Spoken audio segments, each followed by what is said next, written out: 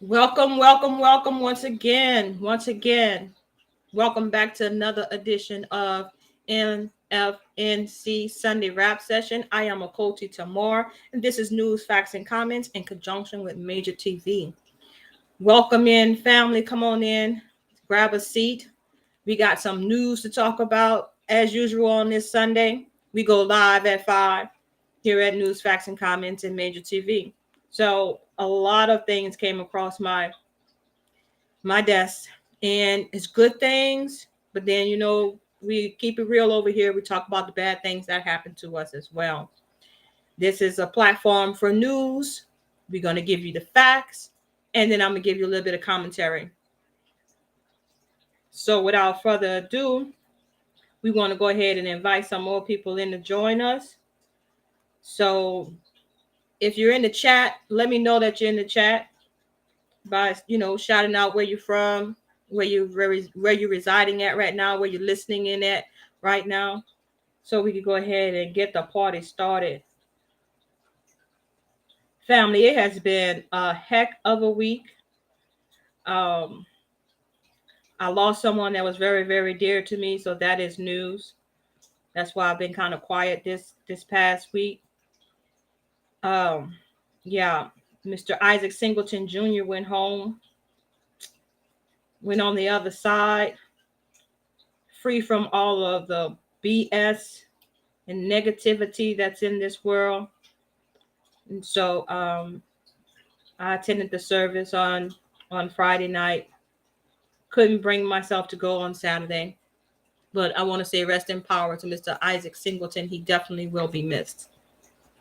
So as you guys come on into the room, let me go ahead and say that what you're about to see in this first couple of news articles is very disturbing, but it made the news, and I just want to share it with you. Some of you may be aware of some of these stories, and some of you may never heard of these stories before. So it is my job to make sure we bring forth the information. So first on the chopping block is law enforcement in this community.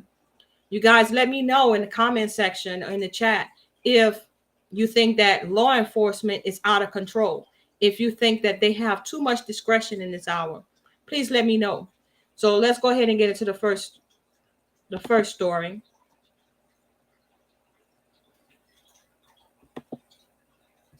So it says here, man killed by San Antonio Police Department officers shot 12 times, including 8 times in the back. Autopsy shows. Kevin Johnson, 28, was armed with the gun when killed by officers in March of 2022. The reason why I'm bringing out this story now is because we finally got the reports from the autopsy. And I'm going to read it, and you guys let me know if y'all see any disparities or anything that's kind of funny, fishy, right? So let's read what happened. A man killed by San Antonio police officers last year near Westside Creek was shot 12 times, including 8 times in the back. An autopsy report obtained Wednesday by KSAT 12 News investigative show. The release of the 14-page autopsy report by Bexar County Medical Examiner's Office comes after a grand jury earlier this year declined to indict 3 officers in connection with the shooting death of Kevin Johnson, 28. Johnson was wanted on multiple felony warrants when officers with San Antonio Police Department Street Crimes Unit located him on March 14, 2022. Johnson was seen in the dash cam video. One second. Let me make sure. Okay. Yeah. Johnson was wanted on multiple felonies.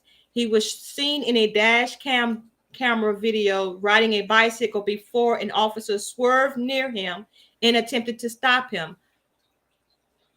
After a foot pursuit, the officers covering about 2 city blocks,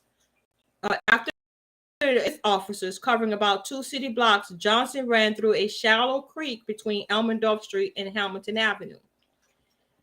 At one point, an officer was recorded on his body camera appearing to tell Johnson to get down, boy. Officer spotted a gun in Johnson's right hand as he exited the creek, San Antonio officials previously said. Officers repeatedly shouted for Johnson to drop the gun as he appeared to trip and roll forward into the embankment on the other side of the creek, so clearly running away. After one officer said that Johnson had a gun in his hand and officers yelled, "Gun, gun, gun," they fired a flurry of shots at Johnson, killing him. A handgun was recovered on the scene. San Antonio Police Department officials included a still image of the grass-covered gun.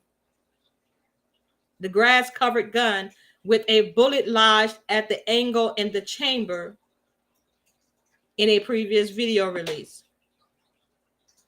An autopsy performed the morning after Johnson's death found multiple gunshot wounds present on the body and were labeled as the following: superficial gunshot wound located at the right chest, gunshot wound located at the left back, the right back, another one at the right back, another one at the right back, gunshot wound located on the right lateral back, gunshot wound located on the lower right back near the midline, gunshot wound located on the lower back, gunshot wound located on the left buttock, gunshot located on the dorsal right thigh, and gunshot wound located on the dorsal left forearm. None of the gunshot wounds showed evidence of close-range firing, according to the autopsy report. 9 projectiles and fragments were recovered from Johnson's body, while a 10th was recovered from the sleeve of a jacket worn by Johnson at the time of his death.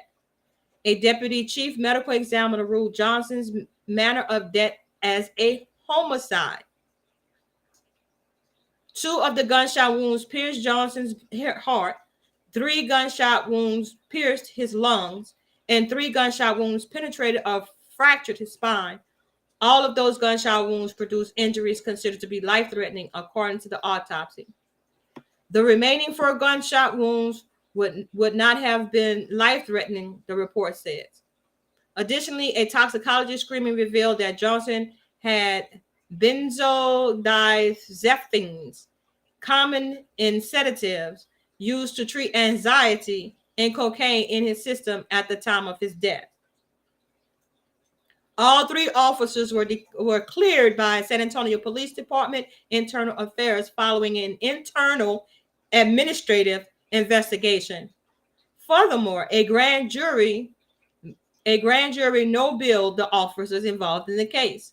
The department remains committed to transparency, and the critical incident video was posted online following the incident, and San Antonio Police Department said. A spokesperson for the Barry County Attorney's Office previously told KSAT 12 via email regarding the no bill decision, quote, the facts, evidence, and applicable law were presented to the grand jury on August 31st, 2023. After private deliberation, the grand jury declined to return a true bill of indictment. Now, let me just stop right there. I wanted to just keep going, but let me just stop right there. You have the San Antonio Police Department investigating themselves. And then you have a prosecuting attorney that works in conjunction or hand in hand with the police department. You know, that's the prosecuting attorney. That's the one that brings forth charges, right? The DA's office, district attorney. They bring forth the charges, but they work all the time hand in hand with the cops that makes the arrest. So do you really think that prosecutor presented the best case to indict these police officers? That's one thing about the legal system I think that we should definitely fight to change, in regards to how they investigate crimes against us, because clearly there has been a violence and still is a bias towards the way these law enforcement officers are time and time again involved in these assault against citizens, murdering citizens, and just their discretion to just arrest you or detain you. Clearly, there's a bias based on the amount of so-called African Americans, so-called blacks that's in prison today. Continuing with the article. Johnson posed with guns on social media hours before the death. Now, I'm just giving you all the facts as they presented here at KSAT 12. This is a local news station. So these are all the things that they have presented for the public to see, to what? Justify that the San Antonio Police Department shot this man 8 times in his back. This just justifies it. Johnson posed with guns on social media hours before death. A report from KSAT investigators last year revealed that Johnson posed with multiple handguns on social media hours before officers shot and killed him. Johnson, at the time of his death, was wanted on a warrant for being a felon in possession of a firearm. Court records show San Antonio Police Department officials previously said Johnson was wanted on a warrant for violating his parole in a previous assault of a peace officer case. So they were already looking for him. And then he gets on social media and flashes guns. So now you got a target, or you created a target on your back. That's why I tell my brothers and sisters, we don't have to let everybody know what kind of firearms we have. It's not necessary to go on social media and flash your guns, because then you're going to be targeted, because they're looking for individuals such as yourself to have a reason to come in, approach you, and have a reason to detain you or engage with you, all on a mission to lock you up. We need to stop advertising our firearms. I'm not impressed. But obviously these cops are, because I think he was targeted. You already done something. You already had an encounter with a peace officer. Not quite sure if you used a gun in that scenario. May the Most High rest him in power. But I'm saying, you had an encounter with a police officer. You already had a warrant out because you was flashing a gun online, and so they were looking for you, fella. A short video, which appeared to be recorded on a cell phone and posted to Facebook stories under the account Splash Johnson, showed a man resembling Johnson whose face was partially covered by a handkerchief, holding 2 guns outside of a home. In a second video, which shows Johnson inside a home with the handkerchief removed, he again holds 2 guns and at one point aims the one gun to the camera. In the third video, recorded inside a McDonald's and posted on the same account, The person recording the footage moves a bag and reveals a handgun placed on the seat at the restaurant. The final few seconds of the video shows that Johnson was recording it. A San Antonio police official confirmed last year that officers working to locate Johnson were aware of his social media posts showing the handguns. Officers had been looking for Johnson for several days after a warrant for felon in possession of a firearm was issued early March 22nd. So what I'm saying is it looks like he was a felon. He's already had some type of felony charge. And now he's going to be on Facebook and Twitter or Instagram or TikTok with guns, knowing a convicted felon cannot possess a firearm. So did the cops go overboard with shooting him in the back? Absolutely. Absolutely. Should they have passed down the indictment based on the autopsy? Because if he's on the other side of the embankment, on the other side of a river or whatever, and he has his back to you, you continue to unload the gun. That's very interesting. 12 shots, 12 bullet holes in this young man. That's extremely disturbing. Let me know what you think about this story, family, because we're going to move on to the next one. Law enforcement and their heinous acts. Now, this particular story was shared to me, came across my Instagram feed from Sister Watchman. Shout out to Sister Watchman for bringing this to my attention. And I just couldn't believe my eyes. And I was wondering if that was a recent account or is that something that was old? Because, nowadays they got a lot of old videos circulating. So I wanted to make sure that this wasn't an old video and that this was actually happening during these times. After all that what we've seen on social media and on the news, right? In the cops' bad behaviors. So yes, once again, we have law enforcement wielding their power and having no respect for citizens at all. So this story reads, when is enough enough? CMPD officers use force in a drug arrest draws scrutiny. And most certainly, it should draw scrutiny. Let's take a look into how this police chief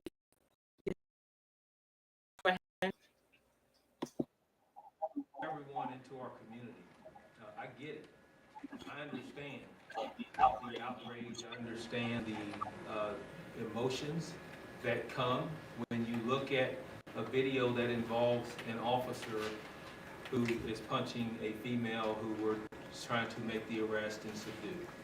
I understand that. To our officers who put on this uniform and do the work every single day to keep our community safe, I'll tell you, I am still and always will be proud to be a Charlotte-Mecklenburg police officer for the last 32 years.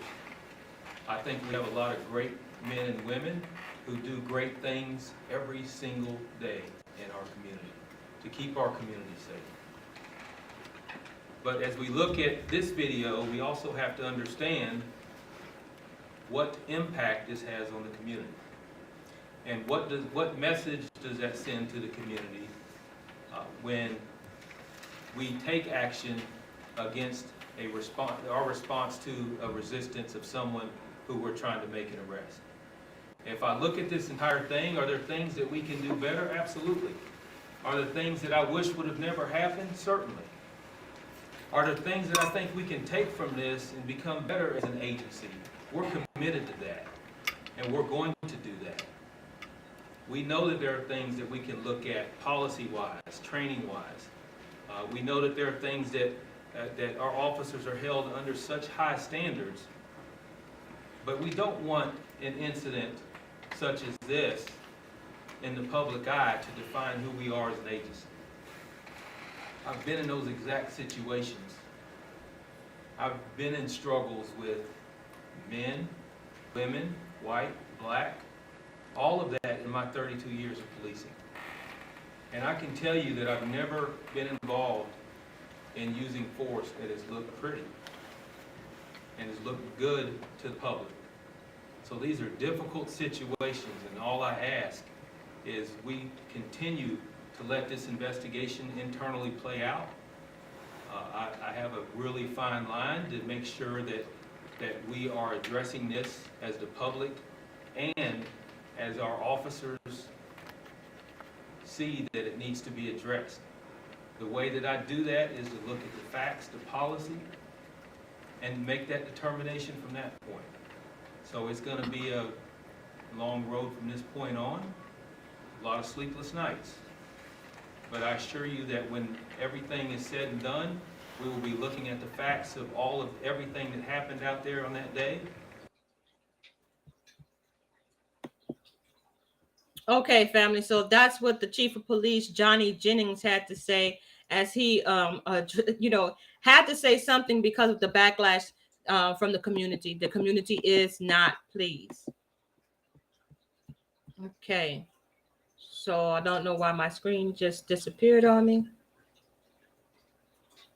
I heard Ms. Watchman say that, they're messing with my feed big time, and I am believing her at this point.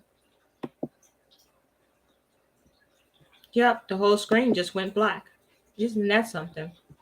Okay, so we're going to try this again. Try sharing my screen again. Why they don't want me to talk about this story? This is amazing.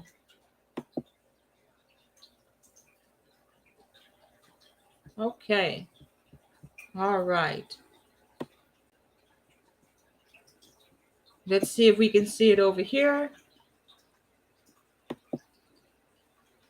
All right, so we're back on, y'all. Don't know why my screen just went black, but it just did. Anyways, we're going to go ahead and bring this information out for the, Hashatan likes it or not. The truth will be told. Okay. At least 17.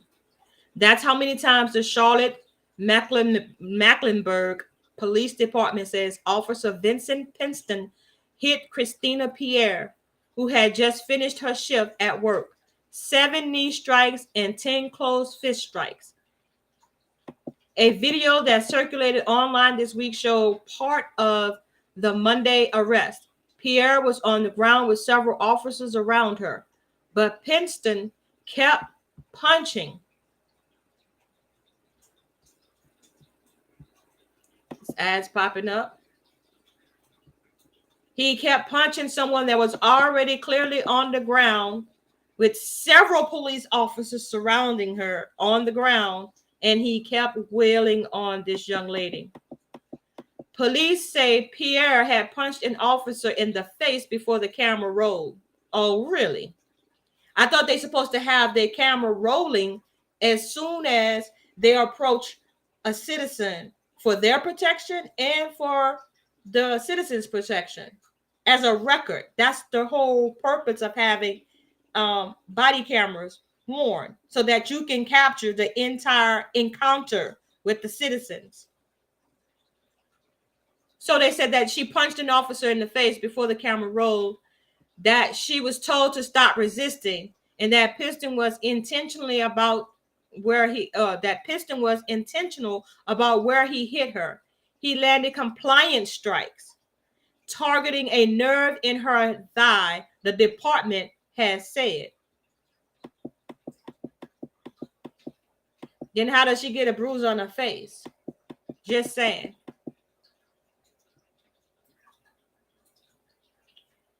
An unnamed officer returned the strike to Miss Officer's face before the tussle. Okay, so the citizens strike you in the face and you return hitting her in the face. This is what the police department is saying happened. But the body camera video don't show any of that. You got struck in the face, and then everybody simultaneously decided that they're going to turn their cameras on? like nobody has the encounter? Like everybody turned their cameras on at the same time. There were like several police officers there. So everybody turned their cameras like a simultaneous thing. Y'all all say rotate. Nobody had their cameras on prior to this. I'm just asking a question. Community leaders want to know when enough is enough. 17 is more than enough, several told the Charlotte Observer. Pierre and her partner, a co-worker, Anthony Lee, had clocked out from work at Bojangles near South Tyrone Street and West Arrowwood Road. Police say they were smoking marijuana at a bus stop. The officer stopped, engaged the two individuals, and stated that they were under arrest. The police department said in the news release Wednesday. Pierre became combative and struck an officer in the face. Both individuals refused arrest, and a struggle with the officers ensued. So at what point in time did the body cameras come on? I'm still asking this. At what point in time did the body cameras start rolling? For you to say, oh, when she punched him in the face, that wasn't on camera. It's just not adding up. It's not adding up, family. At some point, an unnamed officer struck Pierre in the face, police said. Why we don't have his name? Backup arrived. Police arrested Lee and found a concealed gun in his bag, they said. Cue the video captured by a bystander with Pierre on the ground and police on top of her. A number of people nearby shouted for them to stop as Piston punched her repeatedly. You're gonna kill her right on the ground, one bystander said. Officers carried her to a police car. Police charged Pierre with assault on a government official, resisting arrest, and simple possession of marijuana. They charged Lee with carrying a concealed firearm, resisting arrest, and simple possession of marijuana. Piston is now on temporary assignment with the investigative division, according to the police. And the community has questions. Some have cast doubt on the department's version of events. At least one witness told Observer News that she never saw Pierre hit an officer. Not one time did I ever see her slap him, hit him, or anything of that nature, said the witness, who the news station has identified as Donna. He balled his fist up and he hit her square in the face.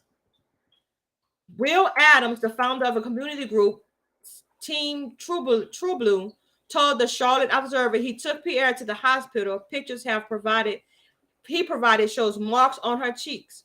Now, if y'all want to read more about this story, please head on over to News, Facts, and Comments. All the news articles that I'm bringing out today, we have uploaded on News, Facts, and Comments. Go to newsfactsnc.net to get all the latest news and facts. And then I come on here and I give you my comments, right? We're going to present the news and we present the facts. So head on over to newsfactsnc.net to read more on that story, along with many, many other stories making news in this hour. So back to the crooked cops.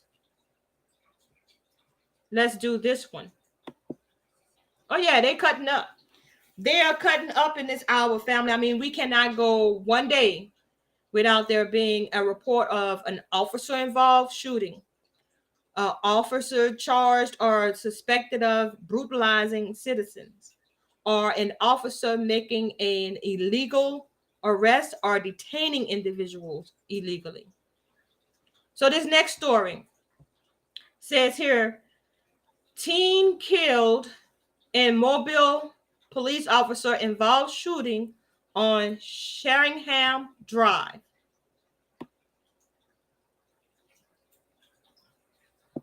Let's play the video. Let's see what happens. After the ad play, the national desk America's run its course. And I just want y'all to go ahead and put in the comments What do you think about the discretion, the amount of discretion police officers have? Let's see here. Go ahead and play the video. We begin tonight with an officer-involved shooting here in Mobile that left a 16-year-old dead. The shooting happened in a home on Sheringham Drive in a neighborhood off of Cottage Hill Road. The police chief says they'd been investigating drug activity at the home and were executing a search warrant. The police chief held a press conference about the shooting just here in the last hour. NBC 15's Darwin Singleton was there. Darwin, tell us what he said. Well, the chief talked a lot about how this group had prepared for this raid this morning, pre-dawn hours this morning, because there had been drug activity, they said, and they've been watching it for a while. They were after one person in particular, 18-year-old Angelo Adjessam. Now, he was not at the house, say police, when the raid went down. He arrived a little bit later. In fact, our cameras caught him being arrested a short time after that raid and what happened inside. Now, we do know that inside, even though Jesse wasn't there, there was that 16-year-old and about possibly as many as 8 other family members, or several other family members, including an 8-year-old. So there were family members there, and Jessam is related to the 16-year-old who was fatally shot by officers. There's a lot of things we're just learning about this during the news conference, but we can tell you this. One thing that happened as a result of today's incident is the mayor and the chief got together and they decided no more pre-dawn raids for now, because they say they want this to be reviewed by a third party. Here's what the chief had to say just moments ago.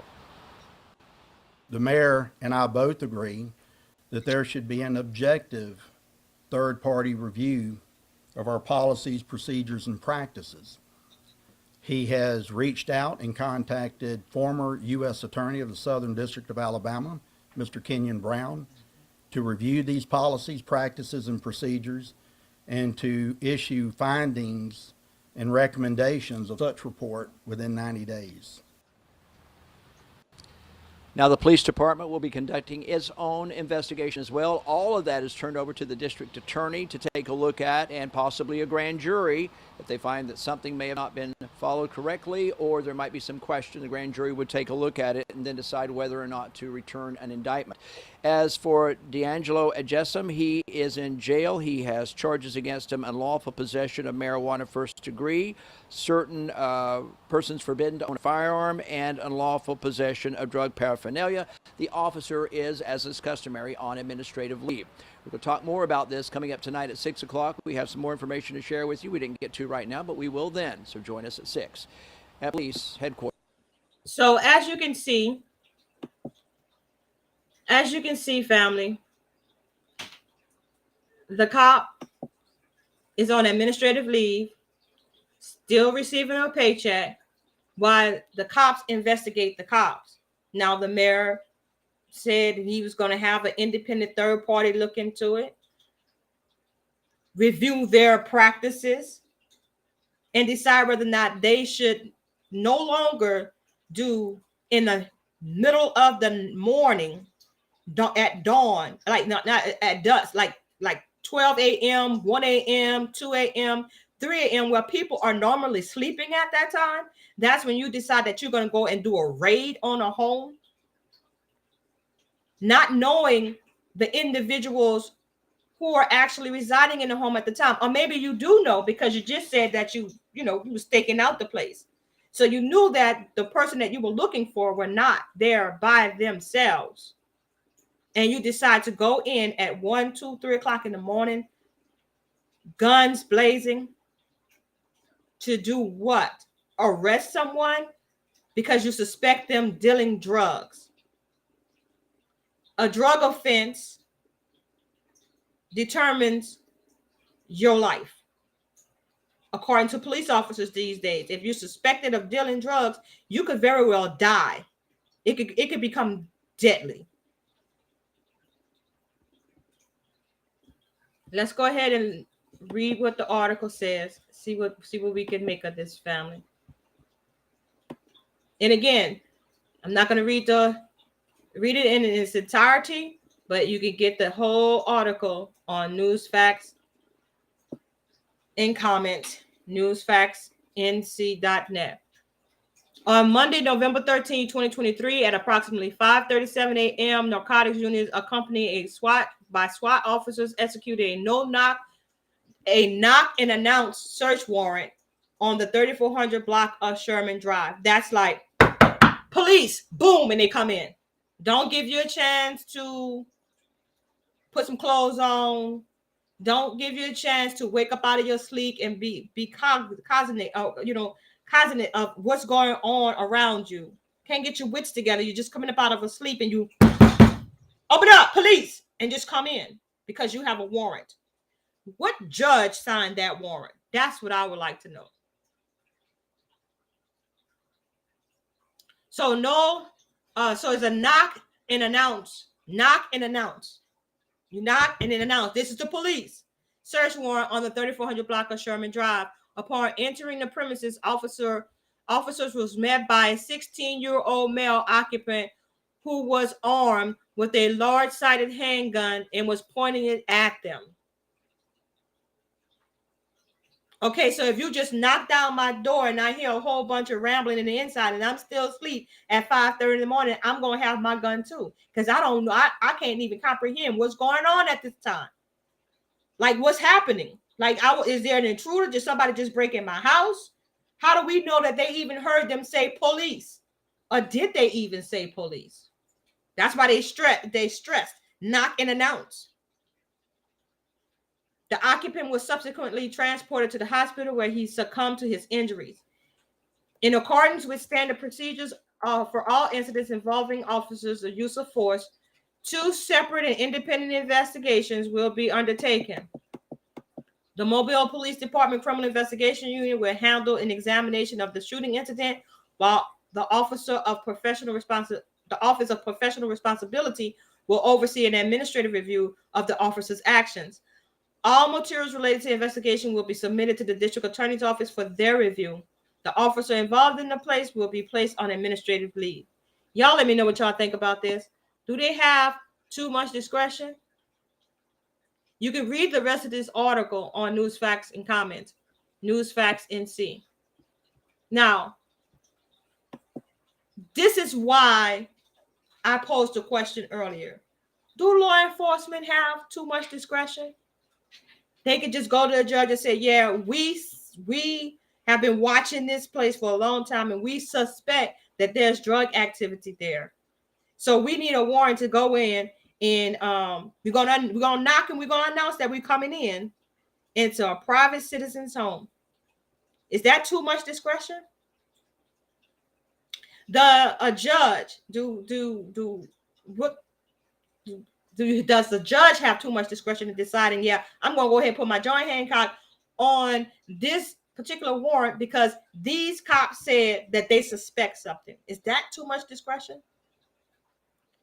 To me, it's like when these judges sign off on these knock and announce warrants or no knock warrants, they are actually effectually giving the cops permission to invade your privacy. That's just bottom line.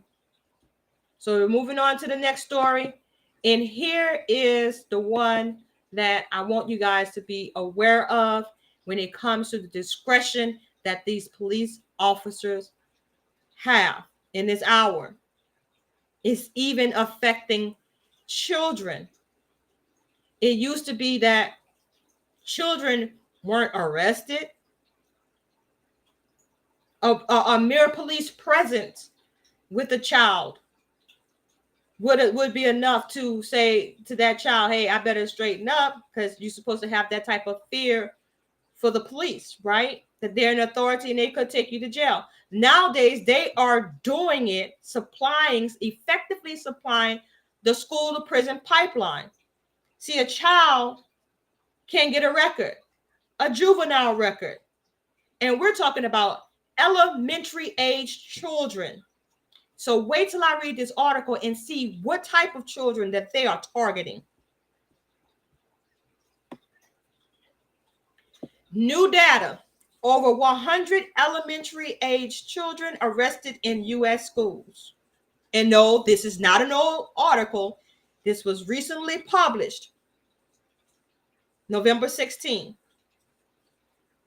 2023. Police arrested more than 100 children at elementary schools during the 2020-2021 school year, according to a newly released data analyzed by CBS News. Let's see if I can get this ad out the way. Great.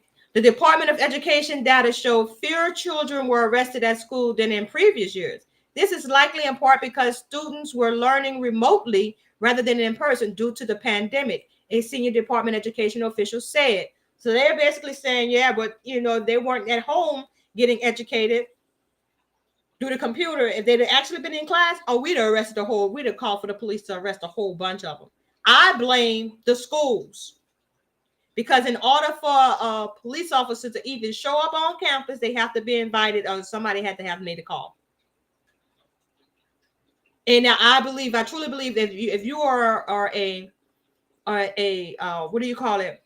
An educational professional. If you're in education and you're a professional, whether you are a counselor, a principal, or a teacher, or even a cafeteria worker at this point, and you can't handle children, I think that you need to seek employment somewhere else.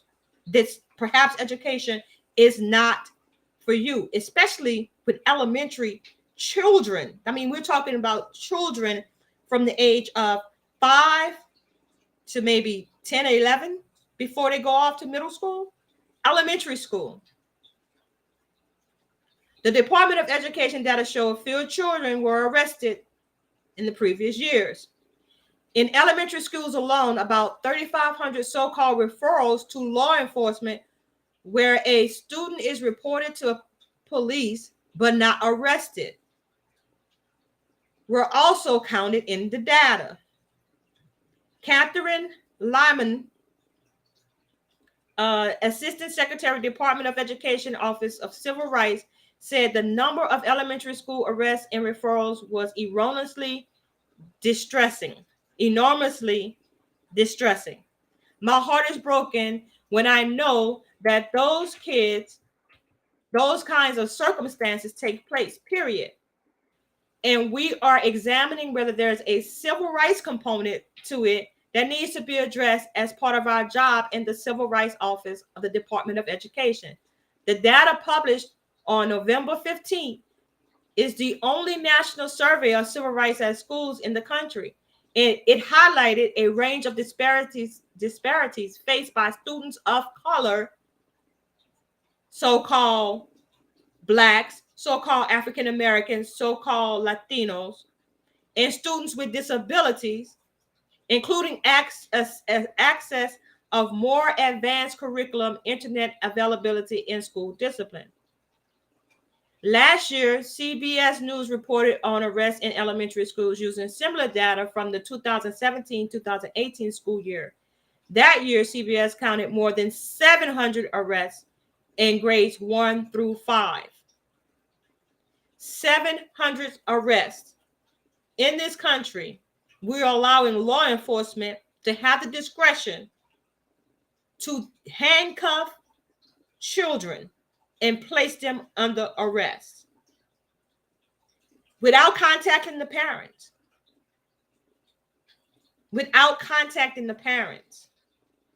So now you're eroding parental rights.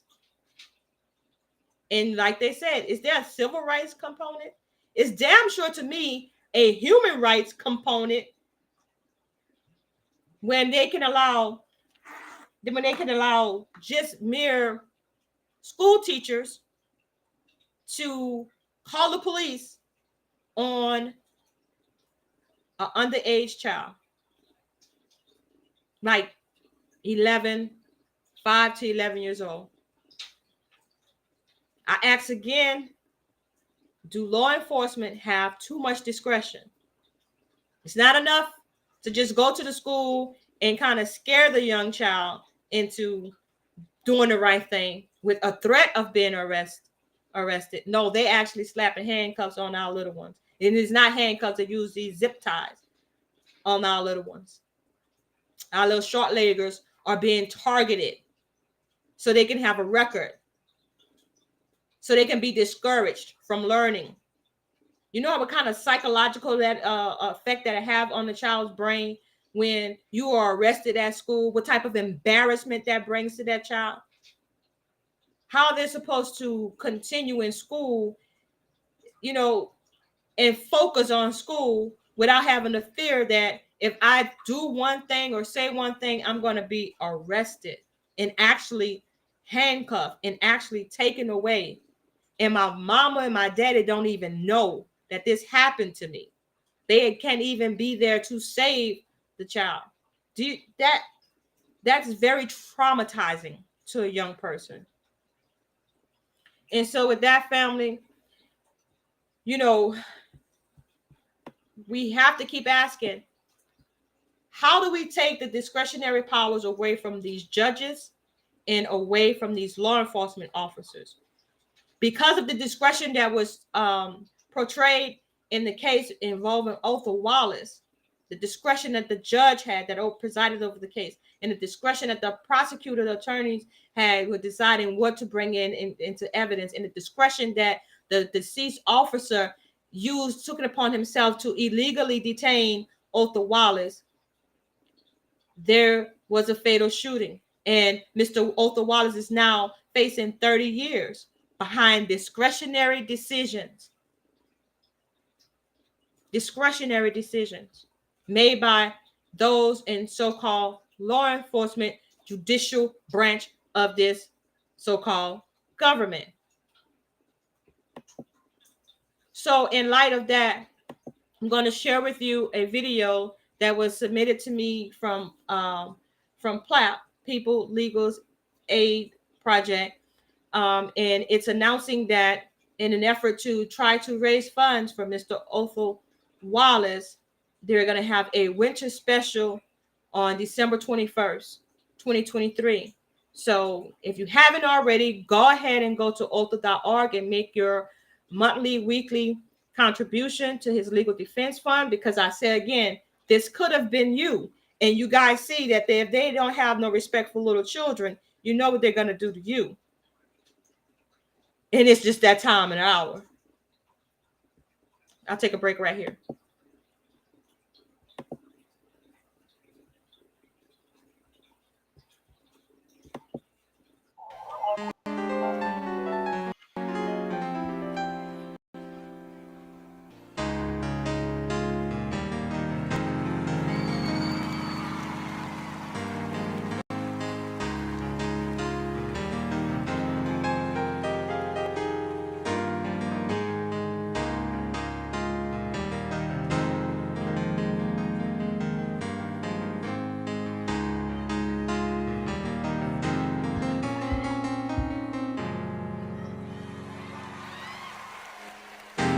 Hey, shalom everybody, what's going on? Y'all know it's y'all brother Ozone, man. I just want to send y'all my love, you know what I'm saying? And just tell y'all thank y'all for riding with me, for those who have been connected to me, you know what I'm saying, through the JPay system and stuff, man. Y'all, you know, big shout out to y'all. But I want to let y'all know, man, I love everybody who's been riding with me, who's been pushing forward, you know, helping me get through this situation. I want to encourage y'all, just keep standing with me. I'll be able to talk to y'all through this here and now, so y'all be on the lookout.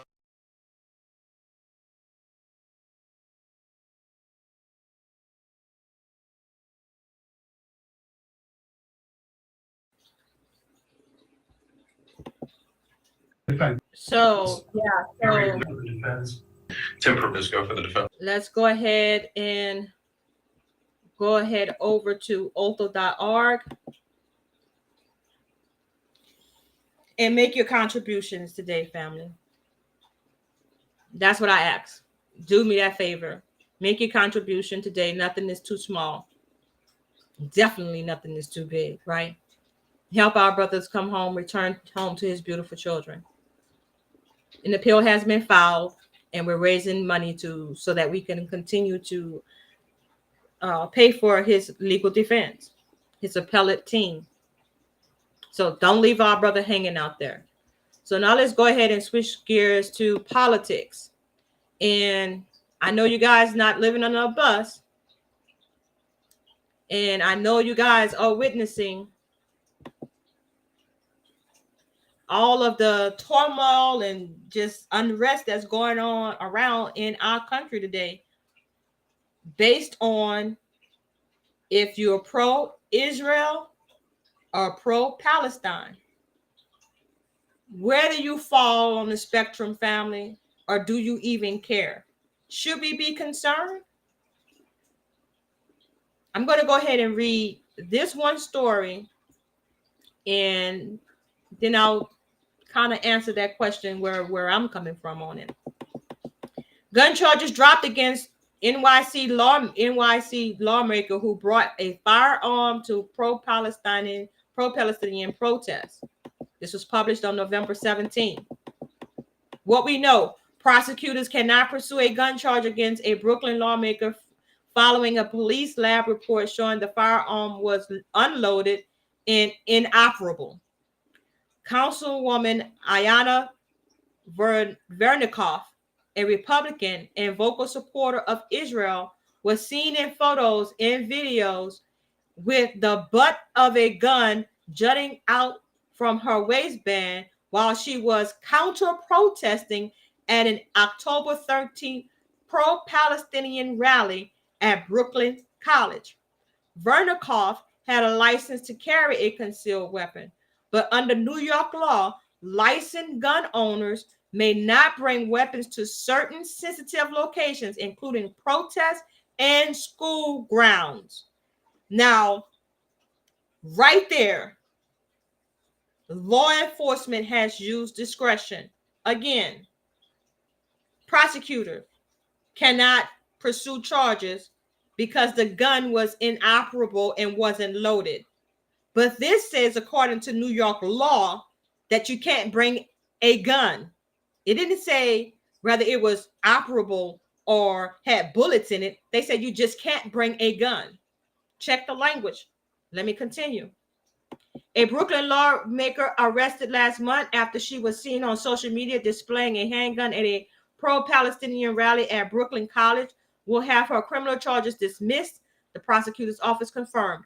Councilwoman Ayanna Vernikoff, a Republican and vocal supporter of Israel, was seen in the photos and videos with the butt of the gun jutting out from her waistband while she was counter-protesting at an October 13 pro-Palestinian rally at Brooklyn College, according to prosecutors. Hold up. So she's at a school and she's at a protest, but she can't have charges brought on her. She filmed herself in front of protesting crowds, calling them pro-Hamas, and that she was there to help Jewish students feel safe. Vernikoff called the Palestinian supporters nothing short of terrorists without the bombs. Vernikoff had a license to carry a concealed weapon, but as I said, you can't bring that weapon into certain types of environments. Additionally, the state requires people licensed to carry handguns to keep them concealed. Well, obviously, she failed on that account as well. Vernikoff surrendered her gun after the arrest and was later arraigned in Brooklyn criminal court on one count of possessing a gun at a sensitive location. The firearm the councilwoman turned over to police was unloaded and missing the coil spring assembly, rendering it inoperable. Oren Yanif. Check the names, y'all. I'm just saying. Spokesperson for Brooklyn District Attorney Eric Gonzalez said on Friday, well. All I'm going to say is that she gets a pass. She gets a pass and other people do not. Several laws, at least three laws was broken, but she gets a pass. So as the pro-Palestinians are out there protesting along with the pro-Israeli people out there protesting, what we missed in politics is that the Congress was able to pass a bill that avoids a government shutdown. And it says here that there were prominent Democrats that fought for this bill to be pushed through because they fear it would harm the Black community. Let's take a listen to what Hakeem Jeffries had to say.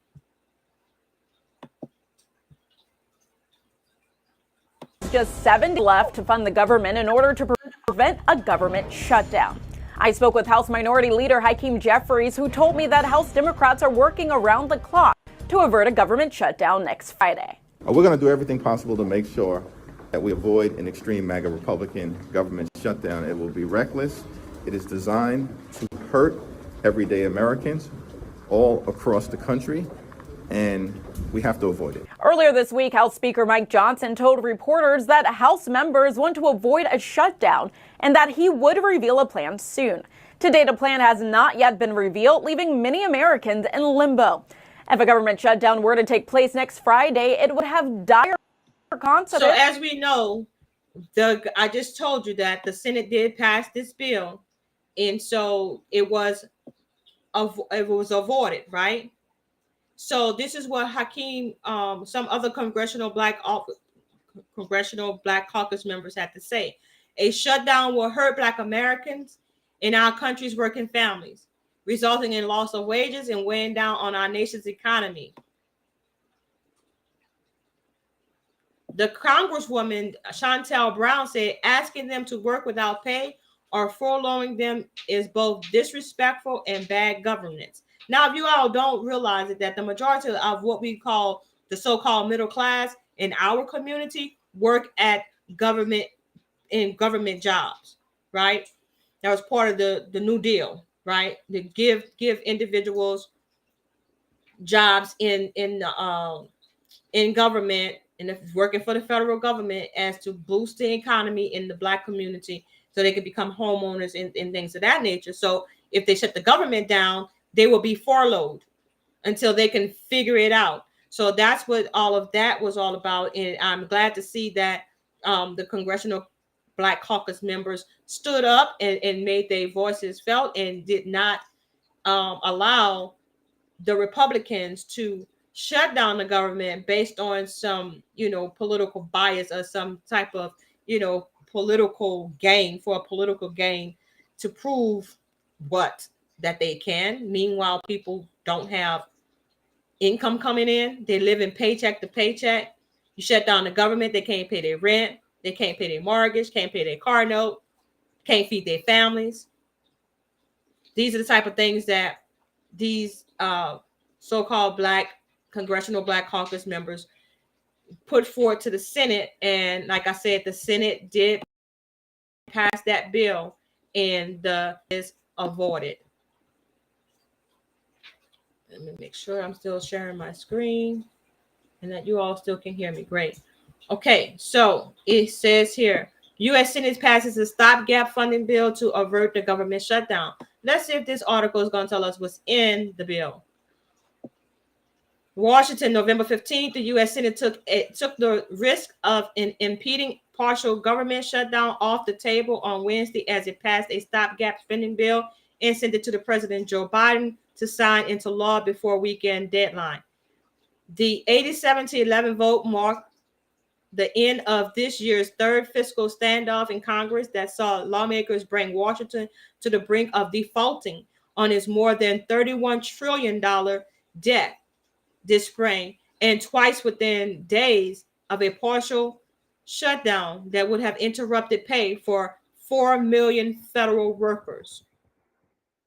The last near miss with shutdown led to October 3rd ouster of Republican U.S. House Representative Speaker Kevin McCarthy that left the chamber leaders for 3 weeks. But lawmakers have brought themselves just a little more than 2 months breathing room. The Democratic majority Senate and Republican-controlled House of Representatives' next deadline is January 19th, just days after the Iowa caucuses signal the start of the 2024 presidential campaign election. So, are they going to use the government, the government way of paying their bills as a political football, as gamesmanship? Like, the people's lives are at stake. Depending on what y'all do, y'all need to pay your bills, right? If you're going to be the so-called justice for all in this so-called, we're going to spread democracy around the world and we're going to do right humanitarian by everyone around the world, Start right here by making sure you pay your bills so that your federal workers are not laid off or furloughed. Can we just do that?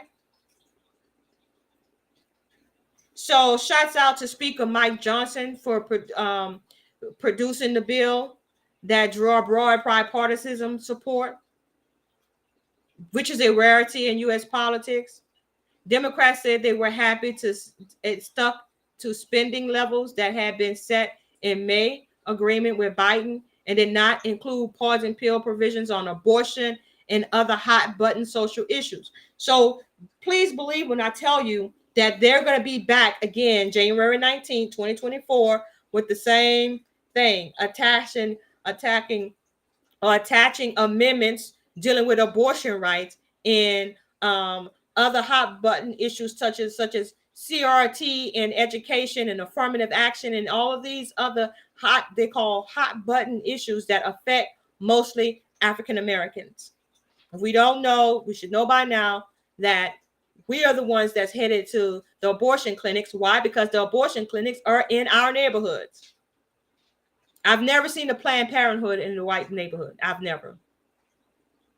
And if you know of one and the median income is more than $65,000 or $50,000 in that area, please let me know, because it just doesn't exist. Or I would be stunned if it does exist. And I would acknowledge, I'll come back on here and say, I was wrong. So please let me know. But these are the things that our so-called politicians are doing in this hour, using social issues as a reason for not paying your bills, threatening the livelihood of millions of Americans. But, that's your lawmakers. We continue to give these people our votes, and they continue to make a mockery of the system.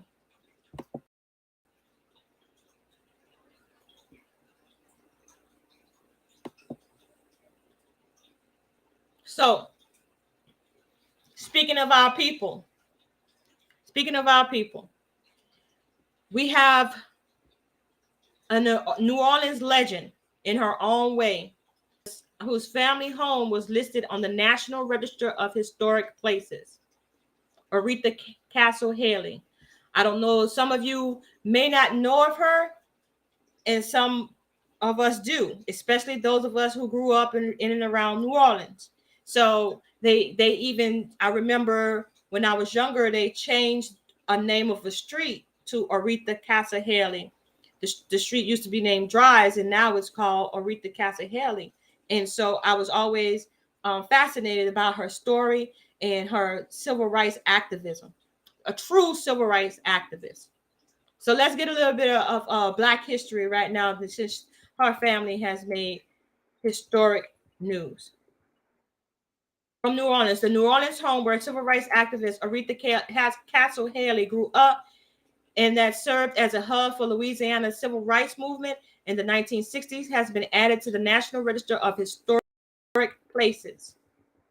The Tremaine neighborhood craftsman-style home at 919 North Tanta Street, which Haley shared with her parents and sisters Doris, is listed on the National Register as the Castle family home, and later became known as the Freedman House, serving as a backdrop for pivotal moments in the city's civil rights history. Haley participated in numerous protests, demonstrations, sit-ins, fighting for racial equality, and notably challenged the segregation of facilities and lunch counters in New Orleans, and promoted Black voter registration throughout Louisiana.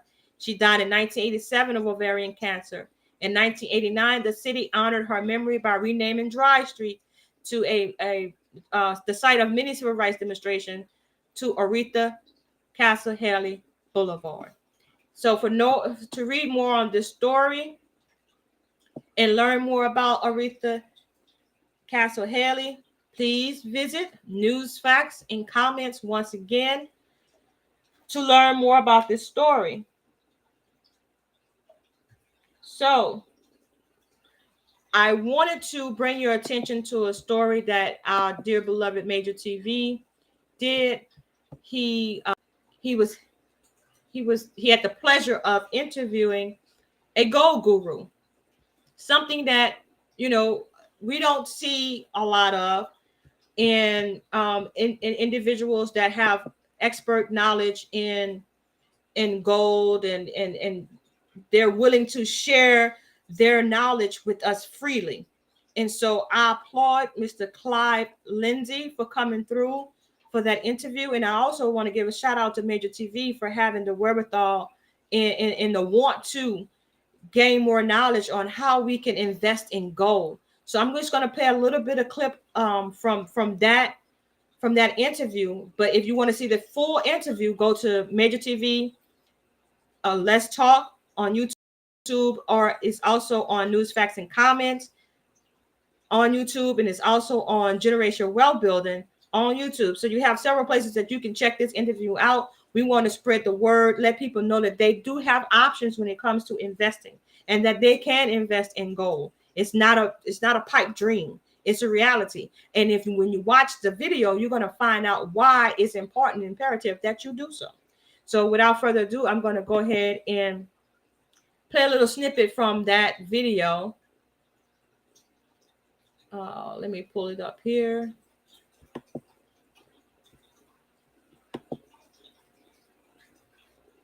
So this is the interview with Mr. Clyde Davis and Major TV. Yeah, so just basically, we're moving away from Keynesian economics. We're now moving to Austrian economics, which is, you know, where it should be. So you've got these and the you know, the G7 nations. The whole world is going back to a gold standard, you know, and this is why we think it's going to moon, you know, literally moon very soon. So I just covered that 1971 bit. You talked about Roosevelt, good knowledge as well, brother. I'm very impressed there when he outlawed gold. A lot of people say to me, you know, is that going to happen again? Well, no, it's not. And there's two main reasons. One, we don't, back in the 1920s, or it was actually in the 30s, brother, when Roosevelt did that, the average person was quite awake. We actually had a really good education system. So we were trained at school that gold was real money. Now they try and teach us that, you know, it's for crazy people or conspiracy theorists. So in the 20s, people were quite educated, and most of their portfolio, a lot of it actually, they had gold in there. So the average American in the 1920s and 30s, 8% of their portfolio was exposed to gold, whether it was jewelry, gold under the mattress, gold nuggets, or they had shares in gold companies, but it was about 8%. Today, brother, because we've been programmed not to buy gold, that number is more like less than 1%. You know, so we as a people don't own enough gold for them to outlaw. You know, the average American doesn't, because the central been buying all of it. So that's not going to happen for one reason. There's no gold. But also, if you look at the attitudes, I mean, if you look at some of my clients in Texas, I mean, they've probably got more guns than they have pair of socks. Okay. You know, you go and knock on a Texan man's door and say, look, you know, that we're the government and we believe you own some gold and we're going to, you know, we want it back, give it back to us. You know, it's just not going to happen. There's going to be uproar. So the nice thing about gold, though, is it does give power and freedom as a people, because even if the bloody government did come and knock on our doors and say, oh, where's your gold? Well, oh, okay, I had some. I was looking at it in the garden yesterday. You know, hold on, let me just check if it's still in the garden. Oh, it's gone. You know, what do you want to do about it? Yeah, it gives us power and it gives us freedom, which is great. But there's going to be no outlawing for those particular reasons. So there you have it, a little snippet of what Mr. Clive Davis had to say in relation to gold. And to get more on that interview, to hear his full layout, and also to get his information, his contact information, you have to go to Major TV Let's Talk on YouTube, News, Facts, and Comments on YouTube, or Generational Wealth Builder on YouTube, and click on that video, sit back, listen, and learn something about how you too can build generational wealth for your family using gold. You heard the man talk about guns. We own a lot of guns, but we don't have any gold. So get that into your investment portfolio straight away. Now, I've gone over my time by just a little bit, so I'm not going to get into all of the entertainment news. I'm just going to flash through these stories really quick to let you guys know. And like I said, all of these stories that I'm speaking of today are featured on News, Facts, and Comments, newsfactsnc.net. Run all over there to get the full stories on all of this. But Clark Atlanta University makes history as the first HBCU with a media sales, operation, and marketing curriculum. Michi X. You're going to soon be able to go to Clark Atlanta University to get a degree in media sales, operations, and marketing. And so maybe they'll hire Michi X over there at Clark Atlanta, because she really did an excellent job with explaining how to utilize social media and turn it into a business. In other entertainment news, T.I. and Tiny opened their first affordable housing complex in Atlanta. So days are just popping off in Atlanta. They say Atlanta is the new chocolate city. So I'm hearing a lot of great things come out of that. And for T.I. and his wife to focus on the needs of housing our people, I think that's phenomenal, and making it affordable. That's also outstanding, as opposed to hearing the crazy stories about Cesar Pena and Flippin' NJ and DJ Envy, and how now they are now trying to sue Tony the Closer after Tony the Closer exposed them and got the FBI and everybody investigating them, and they pressed charges against Cesar Pena. Cesar Pena, you're going to say he defamed his character. Defamation of character. Can you believe that? I can't. This is, I mean, just our people. So shouts out to T.I. and Tiny for opening their first affordable housing complex in Atlanta. Great things going on in Atlanta with our people. And also, this is one that kind of threw me by surprise. Our dear beloved Snoop Dogg said that he's not smoking weed anymore. He put the marijuana down. It says here, while it's unclear why Snoop Dogg concluded that no longer smoking marijuana was in his best interest, he has inspired others to kiss cannabis goodbye, including two of his fellow rappers, Meek Mill and Coi Leray.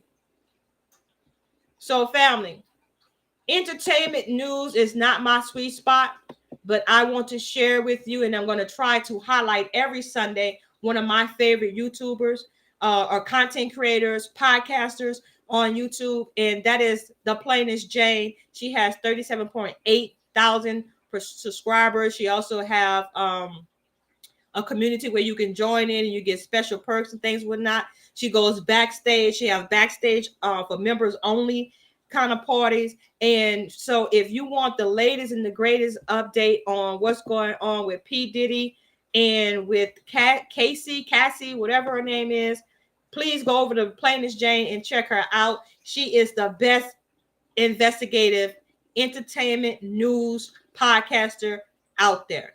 You're going to love her spirit. You're going to love the way that she presents the facts and do it a little bit, like she said, a little splash of controversy, right? So go on over to her page and check out all the details about P. Diddy and Cassie, along with, a whole bunch of other stories related to, news stories related to our entertainers in our entertainment world. So,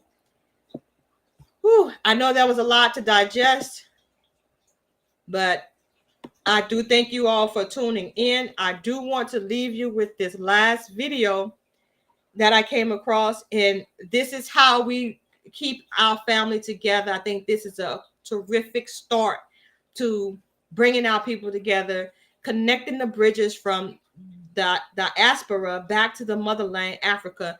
Check this video out.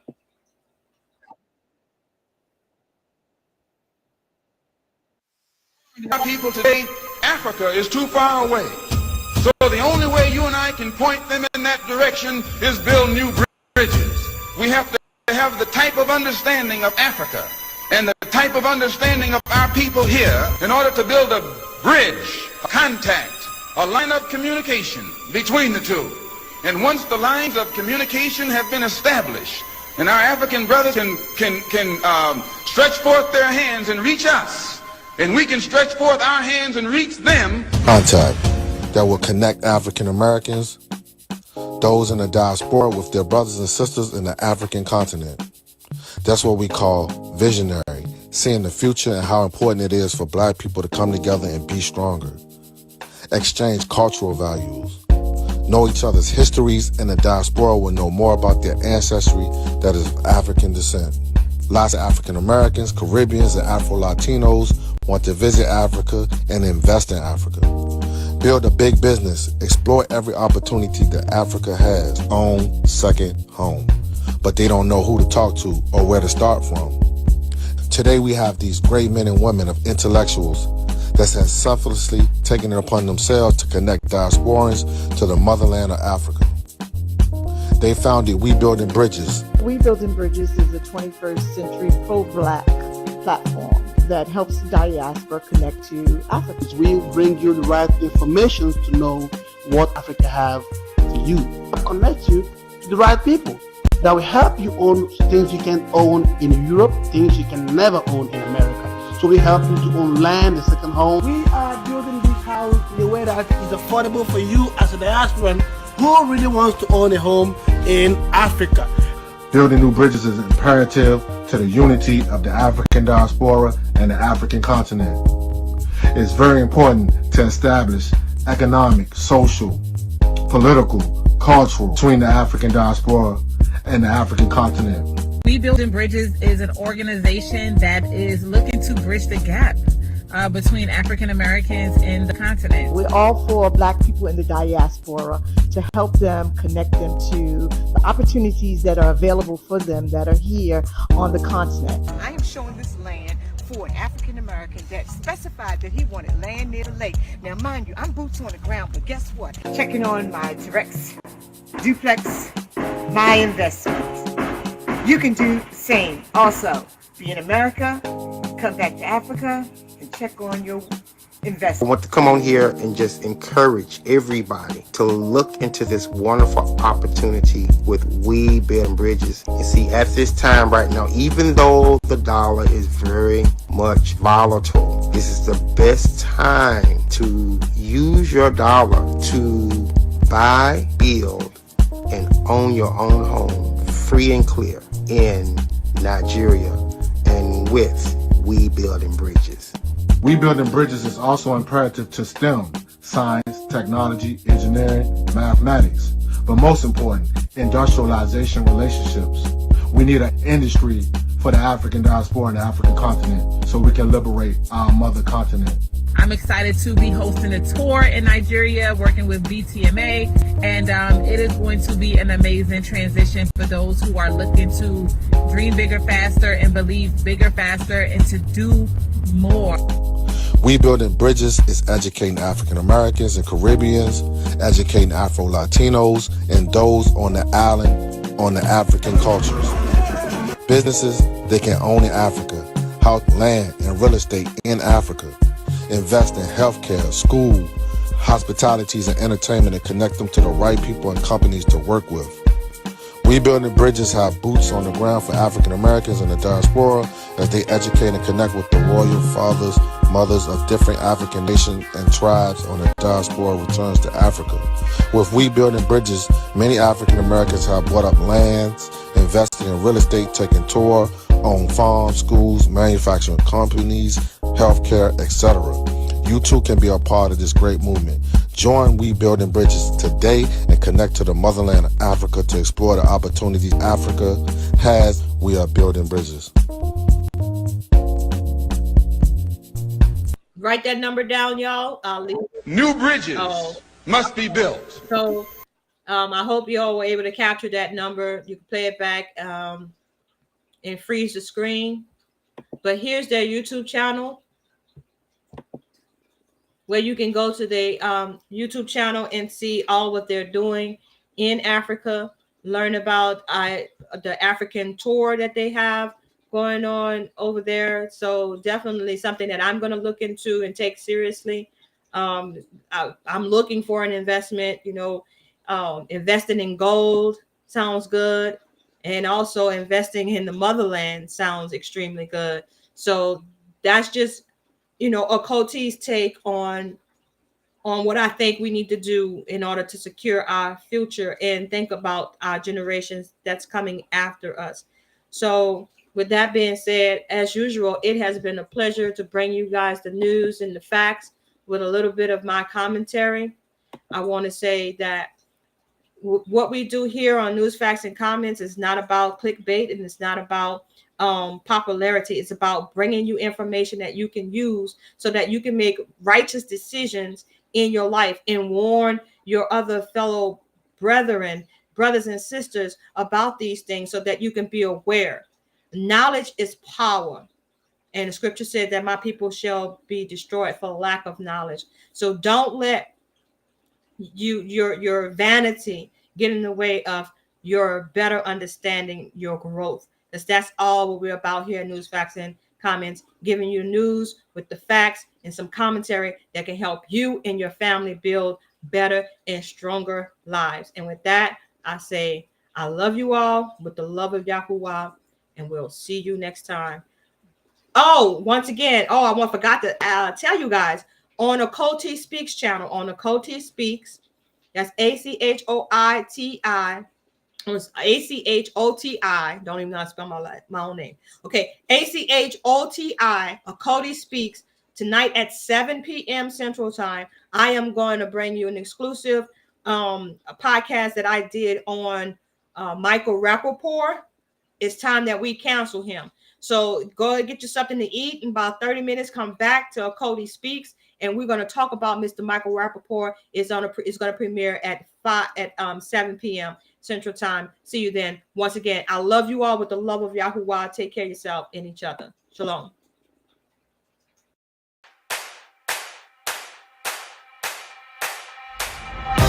One for the money, you know what it is. Two for the show, yeah, we shut it down. Three, just to make sure you ready. Four, let them know that we run this town. One for the money, you know what it is. Two for the show, yeah, we shut it down. Three, just to make sure you ready. Four, let them know that we run. Ladies and gentlemen, welcome. You are now tuned in to the greatest. The greatest of all time. The greatest of all time.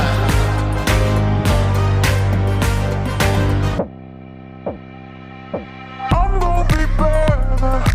I'm gonna be I'm gonna be better. I'm gonna be better. I'm gonna be better. I'm gonna be I'm gonna be better. I'm gonna be better. One for the money, you know what it is. Two for the show, yeah, we shut it down. Three, just to make sure you ready.